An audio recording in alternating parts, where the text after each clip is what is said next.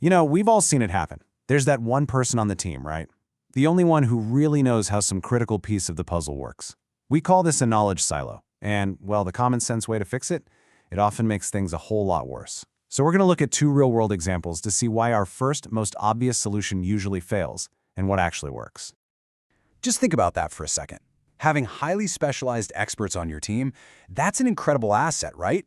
They can solve these super complex problems that no one else can touch. But what happens when that expertise turns into a bottleneck? When the strength of one person actually starts to hold back the entire team? That's the paradox we're going to dig into. And this leads us right to our first case study. It's a software company that researchers called Mapit. And let me tell you, they were living this paradox every single day, and it was grinding their progress to a complete halt. So just look at the situation at Mapit. It was organized chaos, really.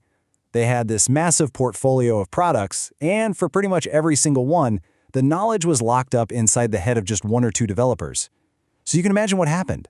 Every time customer support got a tricky question, they had to go interrupt that one specific expert, pulling them away from the new, important projects they were supposed to be working on. And this picture really sets the scene. They worked in one of those open plan offices, the kind designed for collaboration. But in reality, it just made it way easier for people to interrupt the experts. There was literally nowhere to hide from this constant, random stream of questions about old systems. The developers actually had a name for this whole mess, the quagmire. How perfect is that term? It just perfectly captures that sinking feeling of being stuck, personally on the hook for every bug and every question on a project you might have finished years ago. It's like your career is built on quicksand. Okay, so Mapit's management knew this couldn't go on. They had to do something. So they came up with a plan that, on the surface, seems totally logical. It was basically a brute force attack on the problem, designed to literally force the knowledge to spread around the team. So here's what they cooked up. Step 1, create a dedicated support desk. Step 2, rotate every single developer through it.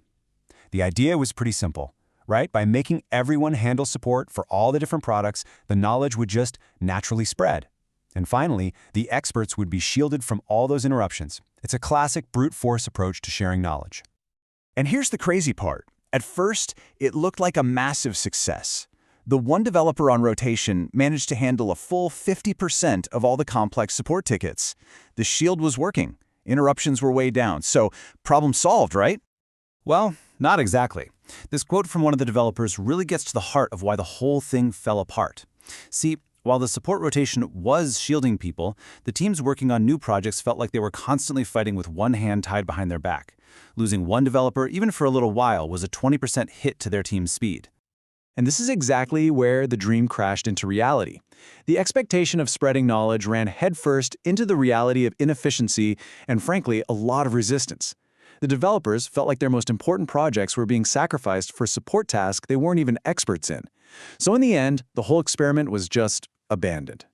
So the story of Mapit really shows us that trying to turn every specialist into a generalist can be a painful and ultimately a failed strategy. So now, let's look at a completely different story, one that actually succeeded because it didn't try to change the people. Instead, it built a smarter system around them. Okay, so this second case involved a group of scientists. These people were brilliant experts in their field, but they weren't software engineers. Now, instead of trying to force them to learn to code, this framework, called Suite, did something genius. It introduced a totally new role, the template developer. Think of this person as a human bridge. They sit right in the middle between the scientist and the deep-level software expert, and they understand just enough of both worlds to connect them. So, what did the scientist, the person actually using the system, see? This. Just a clean, simple interface. All the mind-numbing complexity was hidden away, which allowed them to focus purely on their science. The system was designed to respect their specialization, not fight against it. So let's put these two approaches right next to each other, because when you do, the contrast reveals a really fundamental difference in how we think about dealing with specialized knowledge. The difference here is just crystal clear, isn't it? On one side, you have Mapit, who tried to force knowledge into people's heads. It was inefficient and it crushed morale. On the other side, the Suite system focused on letting knowledge flow between the experts.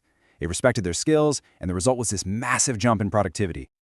And all of this brings us to the core lesson from these two stories. A takeaway that can really change how we think about our teams and how we share knowledge.